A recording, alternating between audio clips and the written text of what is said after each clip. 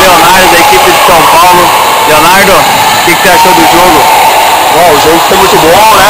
É bom a gente jogar essa oportunidade que a Liga está dando pra gente de fazer um intercâmbio lá com equipes que a gente não está acostumado, né? Em São Paulo, o handebol é pequeno, a gente acaba jogando sempre com as mesmas equipes, Legal a gente ter esse parâmetro, saber como é que tá o handebol aqui no Paraná, né? Jogar com um pessoal diferente, o físico diferente, né? A filosofia do jogo diferente. Foi uma oportunidade maravilhosa que a gente vem aqui desenvolver, jogar forte, jogar duro, apresentar o estado de São Paulo.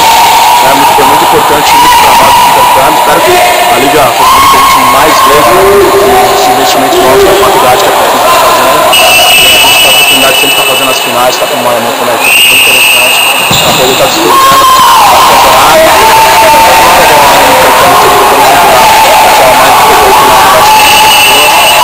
cada vez mais para difundir o handebol, né? Fazer o handebol crescer.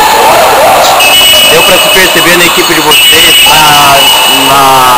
em toda a delegação de São Paulo, uma integração muito grande entre todas as equipes.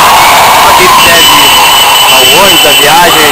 A maioria do pessoal é um pessoal que já joga junto há muito tempo, né? O pessoal da Profis, em São Paulo, teve um campeonato muito grande para decidir qual era a equipe que ia representar São Paulo aqui na Liga Paulista.